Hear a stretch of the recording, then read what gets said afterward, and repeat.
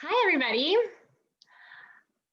Hi, my name, for those of you who don't already know me, my name is Bridget, and I am a filmmaker and animator in New York City.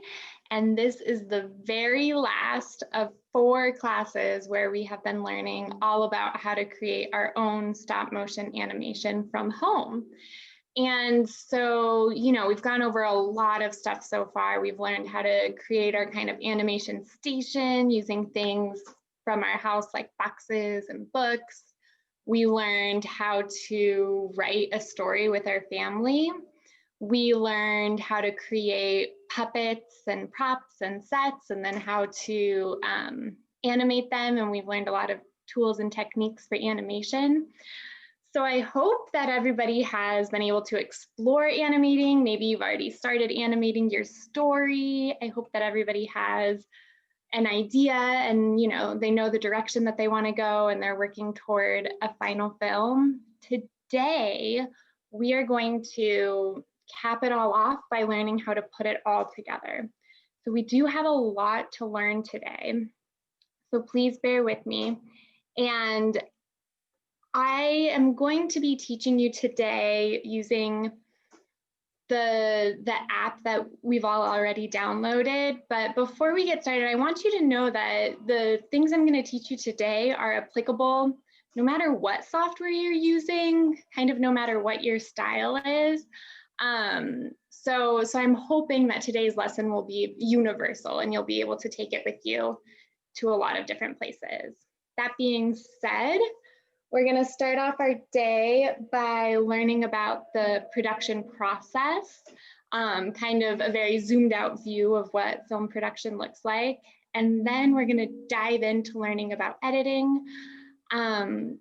Last week, we kind of animated together a few little fish swimming by. I spent yesterday editing all of that together. And so I'll show you the little video that I made, and then we'll kind of work backwards from there and learn how I put it together. So we're going to learn how to adjust our images, how to edit, and how to add audio and dialogue. So we have a lot to cover, but bear with me and know that there's not really a wrong answer when you're editing. It's really just about exploring and trying things out. So I hope that I can give you some tools to guide you along the way, but I have full faith that if you don't get every single detail of what I say today, you'll still take away some useful tools. Okay, so let's start with talking about the production process. So every film that has ever been made, from Toy Story to Fluffy McCloud, goes through the same 6 steps of production. These are processes that are used in Hollywood and everywhere. And I think it's really important that we all emulate that when we create our own films, that we're going along the same process. So I want everybody to think, what do you think is the very, very first step in the production process? I'm going to use this as a little visual. Sorry, my screen's a little blurry today. I'm not in my usual Wi-Fi. So the very first step, you're going to make a movie, you want to make a movie. What is the first thing you do? So the first thing is you need an idea, right? So this is kind of the moment where you run up to maybe your kids ran up to you and said, I want to make a movie about a superhero, or I want to make a movie about me. Or you, in Hollywood, this is the moment where they go to an executive and they pitch an idea, and the executive says, yes, let's do it. And then they put it all together. So then what is the second step? So now we have an idea. What do we do with the idea?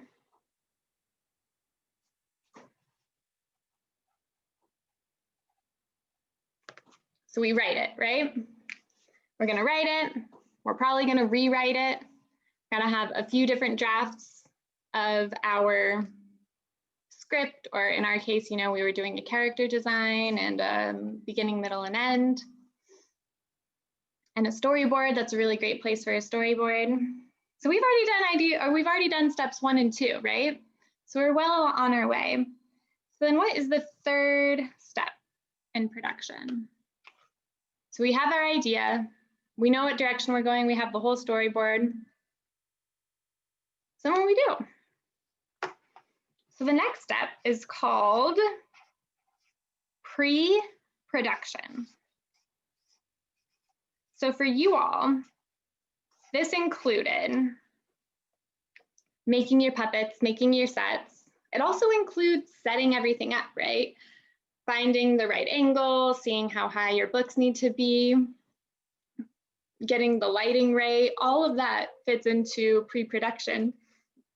And the longer we spend on step 3, the easier step 4 is going to be, because step 4 is production. So this means this is where you're actually filming, this is where you're actually animating, right? And so we need to be really, really thoughtful and precise on step 3, so that step 4 is just smooth sailing.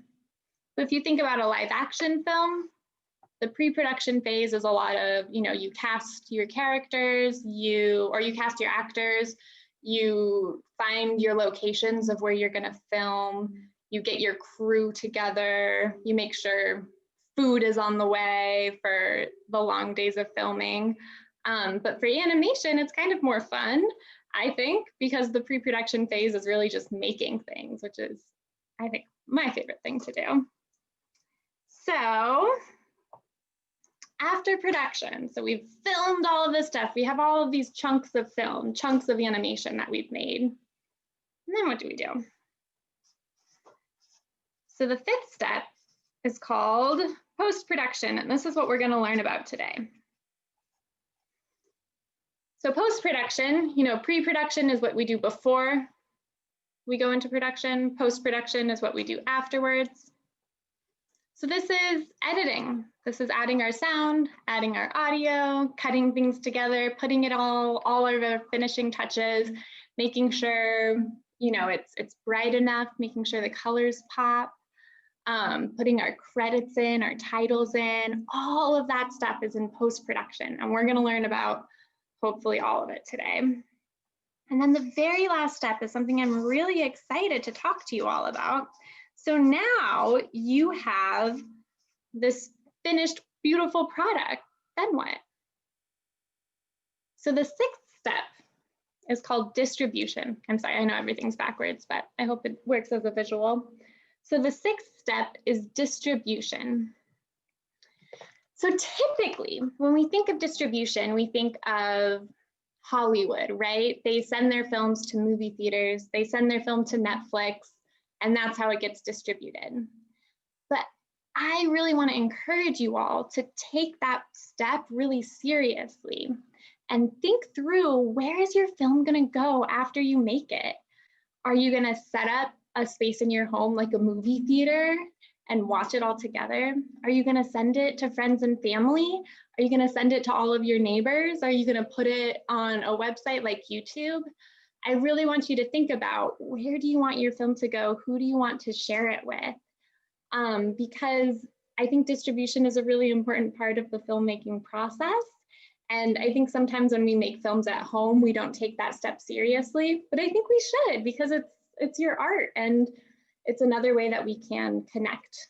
So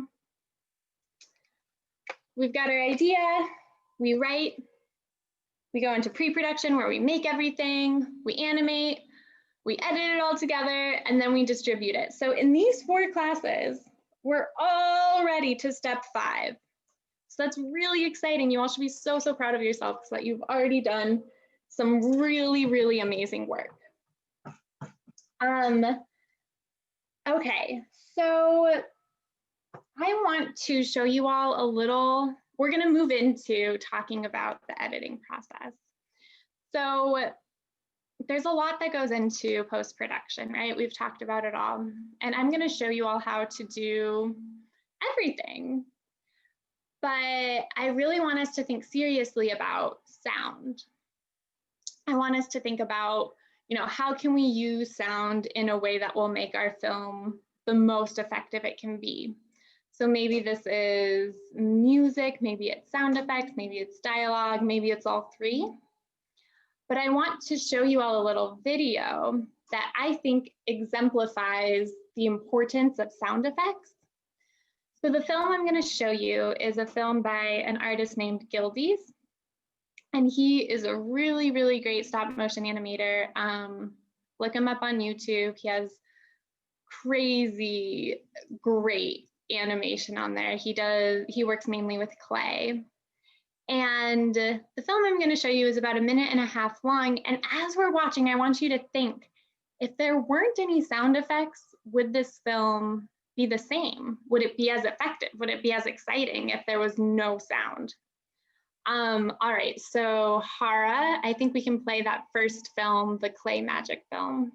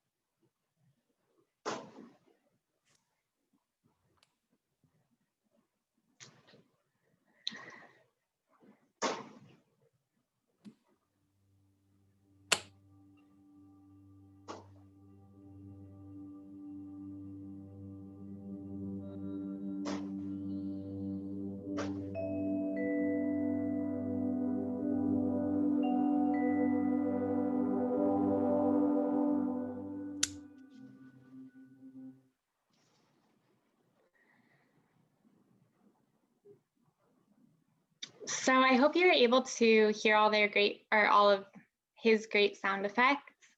And I want us to think a little bit about why those sound effects worked so well. And I think, and there are a few different reasons, but I think a big part of it is that every movement had a sound effect.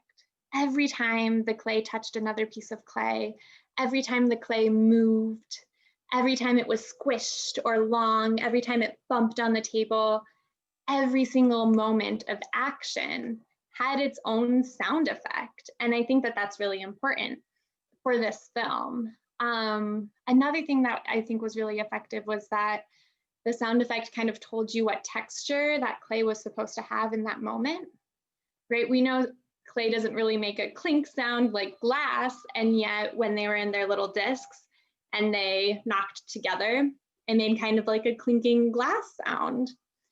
And so I hope that inspires you when you're looking at your own film to really think about, okay, we've made, you know, this whole amazing story about whatever you're making your story about, and then think about what sound does it make when my main character walks? What sound does it make when my main character is angry? What sound happens when at the end, when it's a happy ending, right? And so use sound, use music as a tool for storytelling to amplify your film and make it that much more emotional and exciting. Great. So I think I'm ready to show you all the editing process. But before I do, we made 2 films last class, right? We made a small film with the face of the fish, and he kind of changed expressions. He was smiling, and then he was mad, and then he was surprised. And then we also had the fish swimming and eating something. So altogether, I think that those 2 films were about 3 seconds long. And so yesterday, I went back into that footage and I made some things go longer. I repeated some things. I cut it together in a different way. I added music. I added my voice. I added some water sound effects. And I ended up with 12 seconds of film. So it's not perfect. I only spent a day editing it. I think that if I had gone through the whole process like you all did, and I had actually thought through my story and thought through my characters a little bit more, it would be a better film. But I just wanted to do this to show you all kind of what's possible with our software. So I'm going to show you this film. It's only, like I said, 12 seconds long. And then we're going to go backwards, and I have a PowerPoint with screenshots of exactly how I made that. So that's how we're going to learn this process. So great. So Hara and Alex, can you play the second film?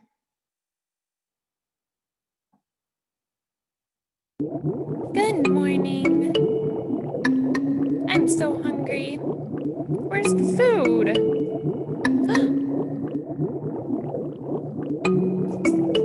Yum.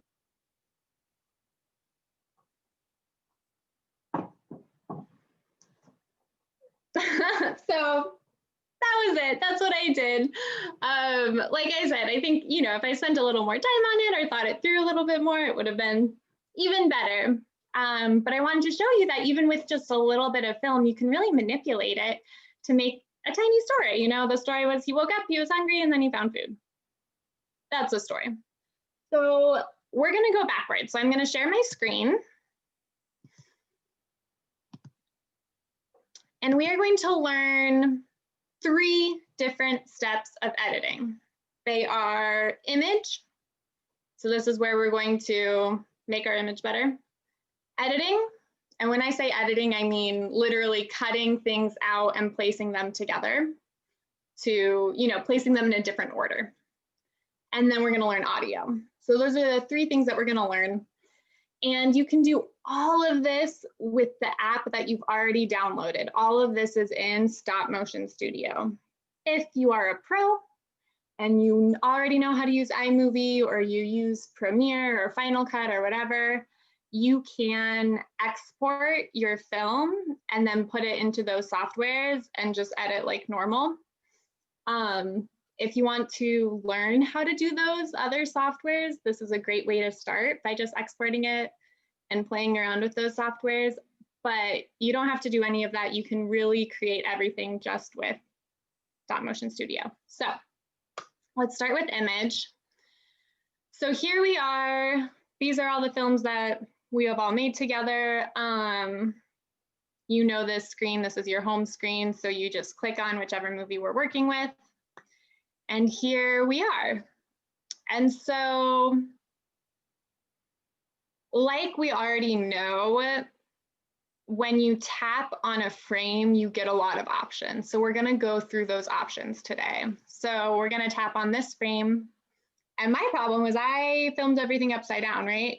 I wanted to show you all what I was filming, so everything ended up being upside down. So I needed to make it right side up. I also wanted to make it a little darker. I felt like it was overexposed. So those were the 2 things that I did. And so we click a frame, and then I want you to press this edit button right here. You can tell it's the one we want to use because it has a paintbrush, right? That means we can manipulate the image. And this is the screen that's going to pop up. I want to show you that you can do 2 different things with this screen. The first is that you can, sorry, I'm trying to get my Zoom thing smaller so I can, there we go. Okay, so the first thing you can do on this screen is we press this little button right here, and you can zoom in, you know, if you want to, like it looks like I got the edge of my book right here. So I might want to zoom in so that's not there anymore. You can also go frame by frame. So you can stay in this editing space, this editing panel, and go to the next frame and do the same thing. Another really cool thing that you can do is you can press this plus button. Let's see if I have it in the next slide. Yes.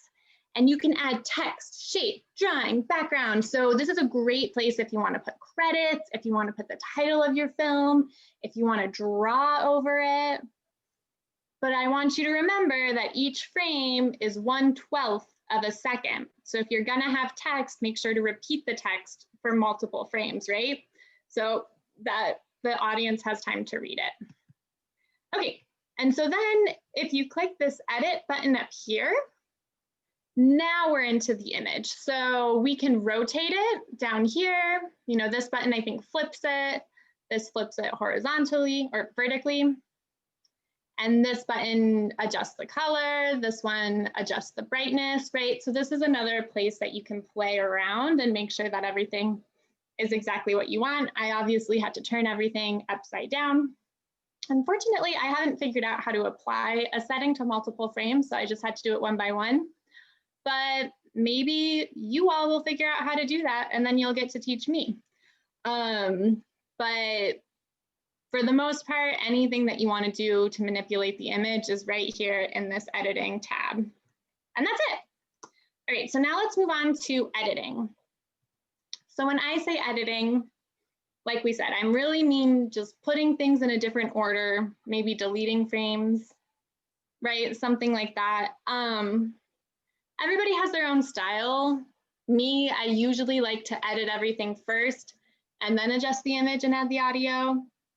You might have a different way of doing it. You might want to put all the audio in and then edit it to that audio, whatever you want. I'm going to go over a few terms that we're going to use.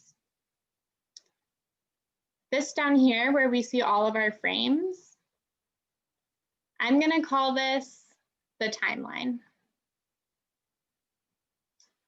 And this right here, where we see what's going on, I'm going to call this the project monitor. These are terms that are used in any editing software, so I want to use them with you all today so that we're familiar with this language. So the timeline, let's think about it just very logically. Over here on the left is 0 seconds, right? Over here on the right is however long it is. And so when we move left to right, we're moving along the timeline. So that's where your real manipulation, your real editing happens on this timeline. And then every time we press play, we can see the work that we've just put in on our project monitor. So let's say we move a big chunk of something, we press play and we go, oh, that's not what I want. We pause it, we go back into our timeline and shift it back, right? So those are the two things that you are working with. You're working on your timeline and then reviewing it on your project monitor. So luckily, Stop Motion Studio is super easy. So when you click a frame, you can delete it if you don't want this frame, right?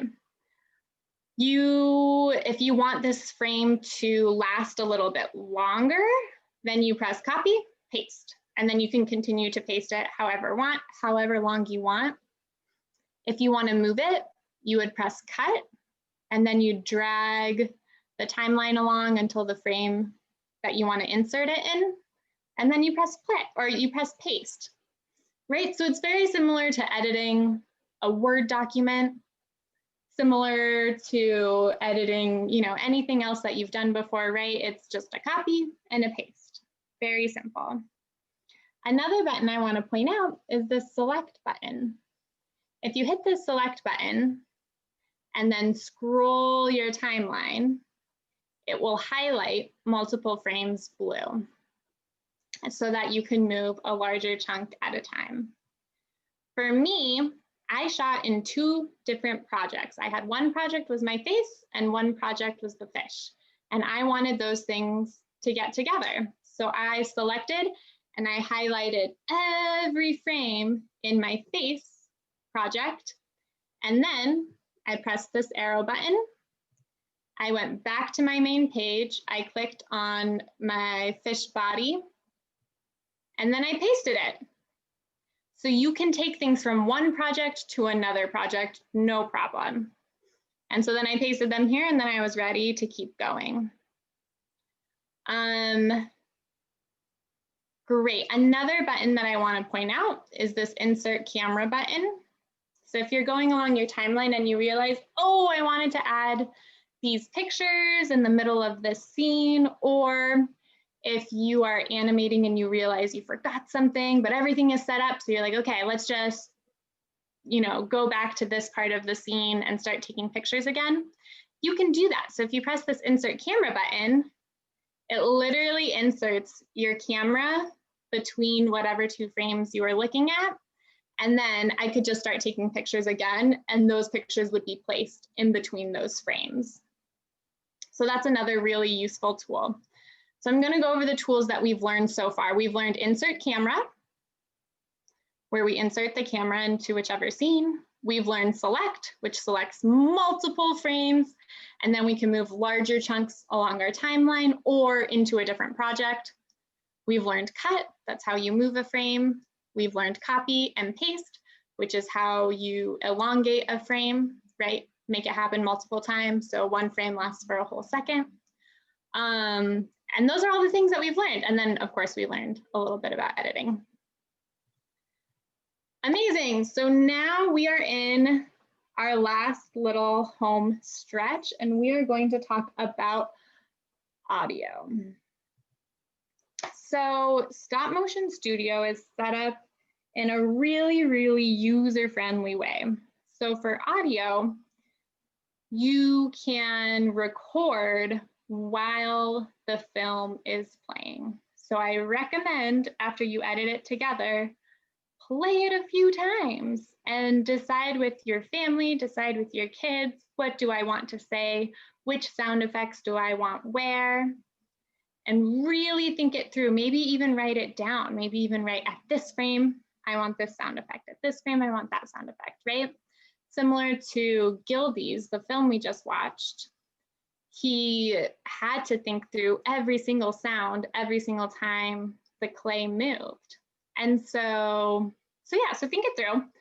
And then you're gonna press this mic button, and this is gonna pop up. It's gonna say ready to record. So this is gonna use the microphone on whatever device you are using. And again, I wanna point out that this feature is not unique to Stop Motion Studio. You can do this in pretty much any stop motion app that you get. You can also do this in any editing software. They usually let you record live. So it's a really great tool to learn whether you're using the software or not. So you've hit the mic button, you're on the frame where you want to start recording, you're going to press record, it's going to give you a countdown, and then it's going to play, and you are going to say whatever you want to say as the film is going by.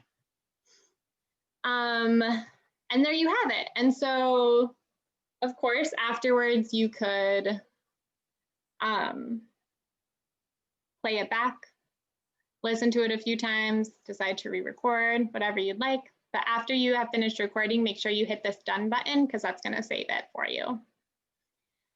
And then let's say you've recorded all of this lovely audio, but you've played it a few times and you're like, ooh, that was not supposed to go there, or, oh, something crashed right as I said this and I need to cut the crash out. You can hit the frame at this point, and I'll show you this later. I don't know why I took the screenshot like this. At this point, you'll have a little music note right here, but you'll click the frame and then press this audio button, and you get this, which is such an amazing tool for a free app. I cannot believe it's here, but it really is. Really selling you guys this app. But you can trim your sound, right? You could delete the whole thing, or, let's say this is a little blip that I did by accident. I could drag this white dot before it, and then it would trim it off. You can also, if you toggle to this tab, you can adjust the volume. So it's a really amazing tool. The last thing I want to note about the audio. So this little blue note means that it was that frame that I clicked on when I started recording.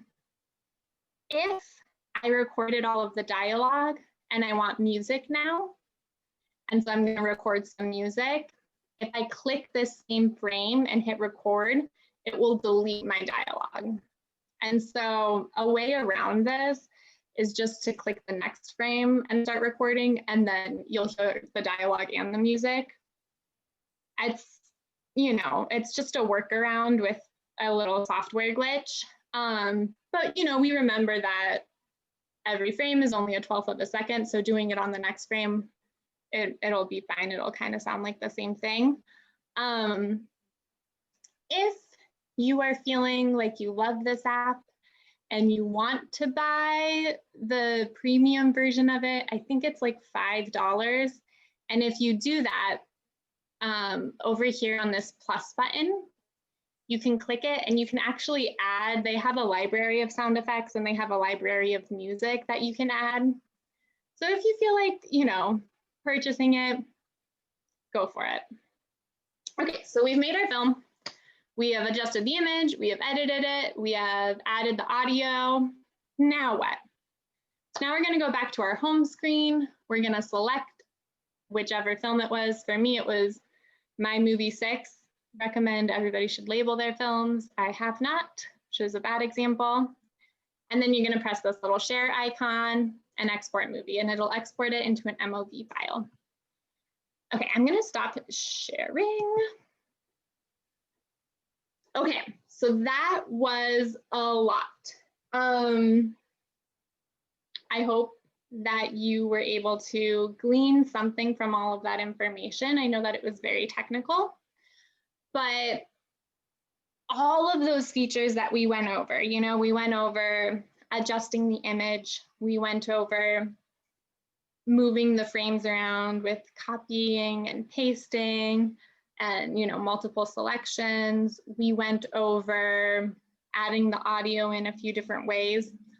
All of those features are available in any software that you use. They're available in any stop motion software or stop motion app that you use, as well as, you know, being in iMovie or Premiere or whatever kind of editing software if you're using something a little bit more fancy. And so, you know, I just want you all to know that it is possible and really easy to edit everything together on the software app that you already have. And I think that you can bring your kids into that process really easily. So I just wanted to make sure that you knew that you had that option, that you can really just do it for free on your phone. The last thing I want to quickly go over, let me check time, we have a few minutes, is a really great editing exercise that you can do with your kids. You know, editing around on the software. Whenever I'm teaching kids how to edit around a software, you know, I do teach them all the technical stuff that I just went over with all of you, but I also tell them to explore, because like any software, it's really difficult to learn it unless you're doing it. And so I often say, just explore, see if you can figure out how to manipulate it on your own. And that's been really useful, and I've been really successful with kids learning how to edit that way.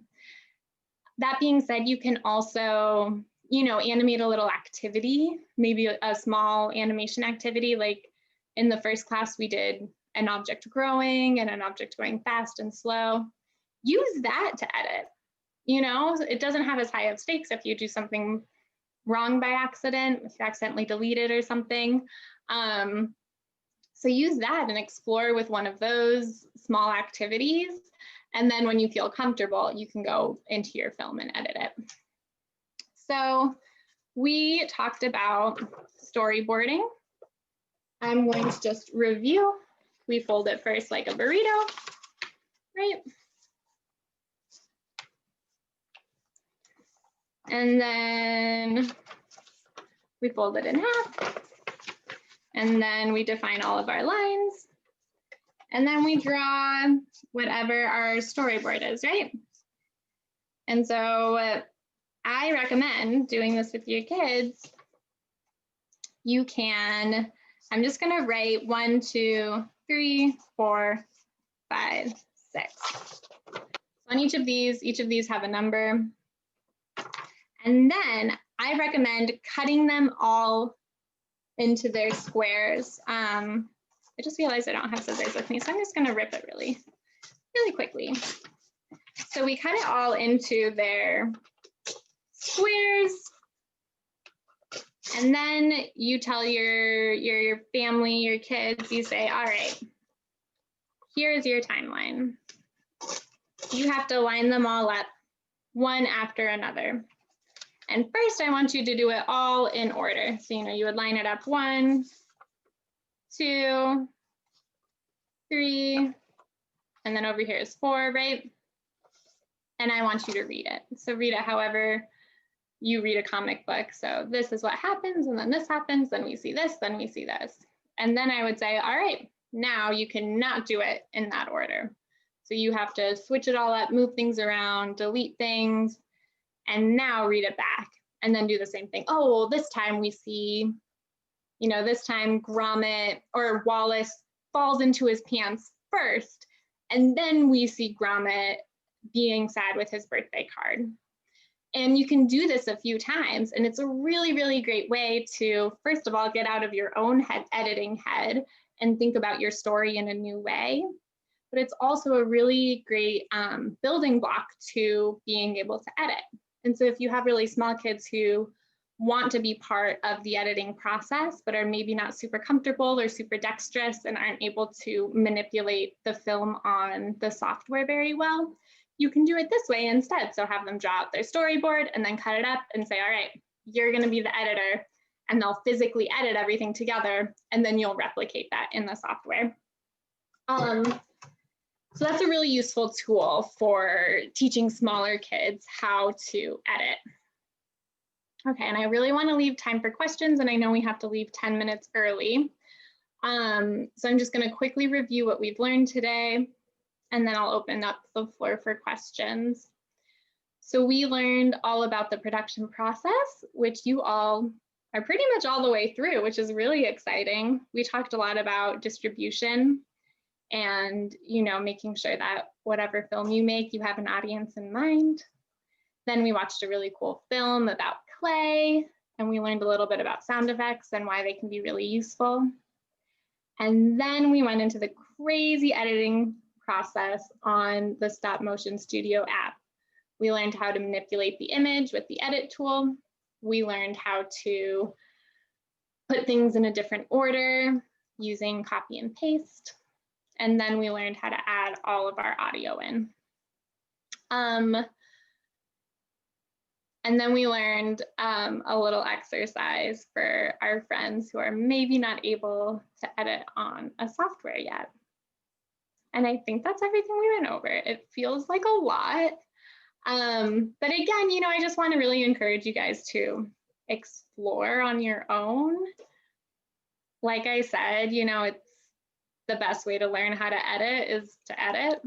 And so I hope that you learned a few tools today, but once you have your film, once you've animated all of your footage, just go into your phone and try it out and continue to, watch your work on your project monitor, keep pressing play and watching it go by. But you're not gonna mess anything up. It's gonna be, the more you explore, the easier editing will be for you. So really recommend just trying all the buttons. All right, so that is my class for today. I'm gonna open the floor to questions. I'm sure there are a lot because we went over a lot. So go ahead and drop your questions in the Q&A box or in the chat box, and I will answer them.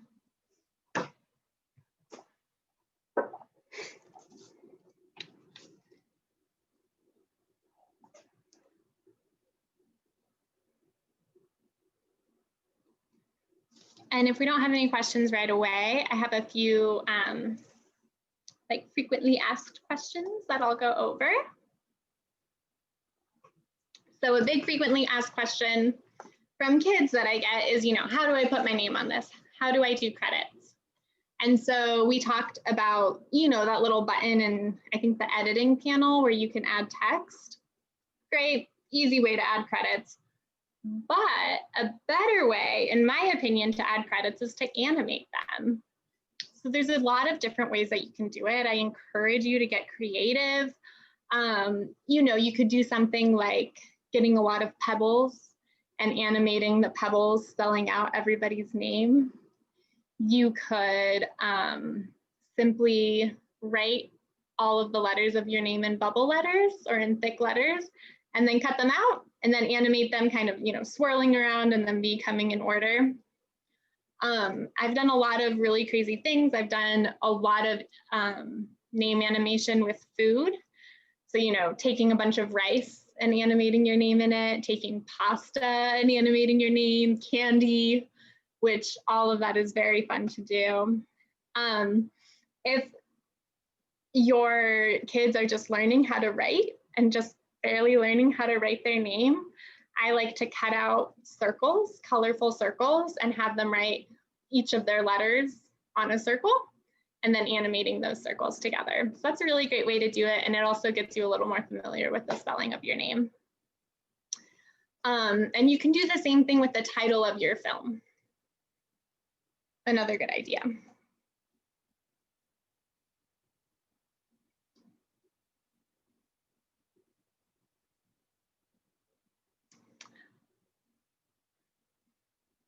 Another question I get is kind of along the lines of this distribution process that we were talking about. Kind of how do you talk about your film outside of the film itself? And so I really recommend making a movie poster. You can even look at your favorite movie posters and kind of see what stands out about them, and then creating your own. So getting a really big piece of paper, writing the title of your film on it, putting all of your characters on it. That's a really great way to kind of bring your film alive, right? Like one more step of your film being alive and being able to market it. And then that's a really great way to, if you're emailing your film to your friends or your family, you can have this image, this poster along with it in the email. Or if you have a movie theater in your house that you've set up, you can put the poster next to the screen. And it's just, it's a really great way to kind of market your film. So highly recommend movie posters.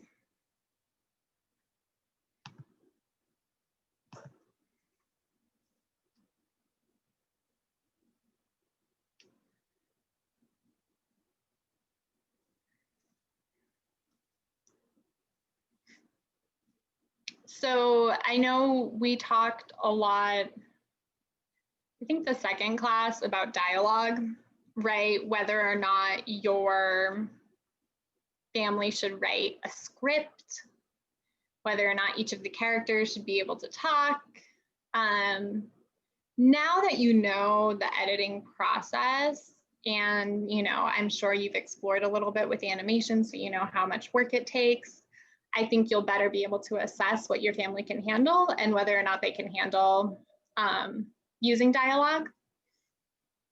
That being said, I think it is a great thing to do after you finish your whole editing, to play it back and see how long it is, and then write a narration of how long, or write a narration that will take up that space, and then practice narrating it a few times. And so I think that's a really great way to learn a little bit about public speaking, but also help your story move along. And also you'll probably have to edit down your narration quite a bit to fit within the time frame. But I would do that, I would see how long it is and then write the narration. And then you can do the same with dialogue, right? If oh, like this character in this scene says this, and then this character says this. Like we have 4 lines of dialogue to get through in this scene. Play the scene back, write all the dialogue, play it back a few times, and then practice it to make sure the timing lines up.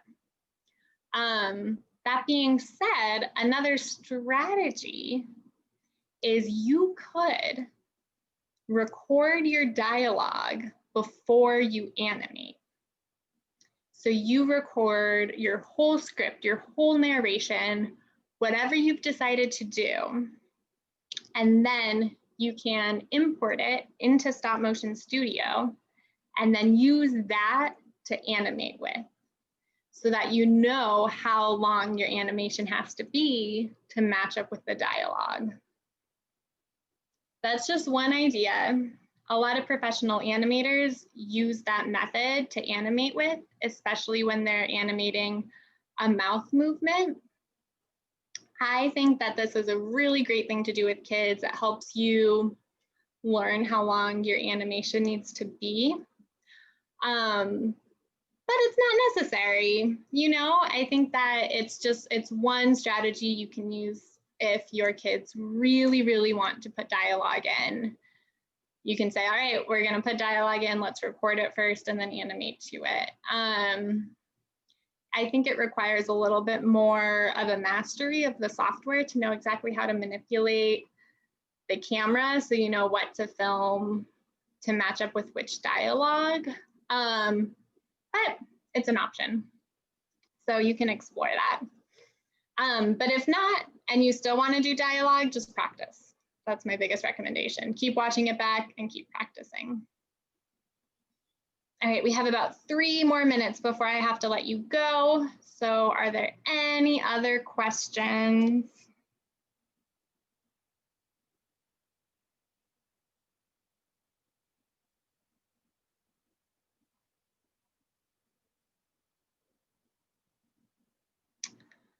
Well, I just want to say thank you all so much for joining me on this journey. If you missed a class, that's okay. You can watch it. They've all been recorded. You can watch it from the website.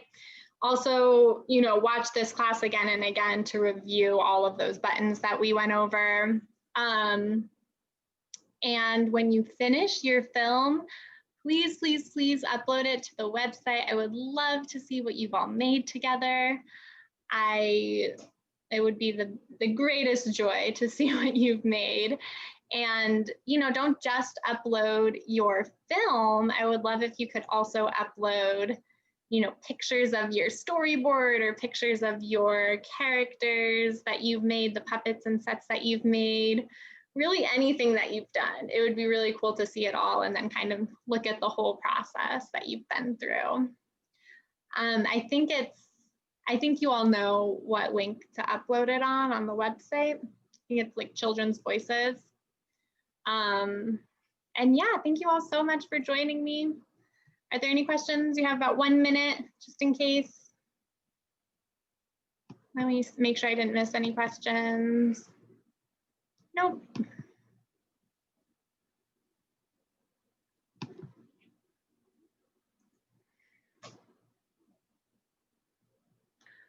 All right, well, thank you all so much. And we have to leave a little bit early today, but thanks. And I can't wait to see all of the wonderful things that you've made.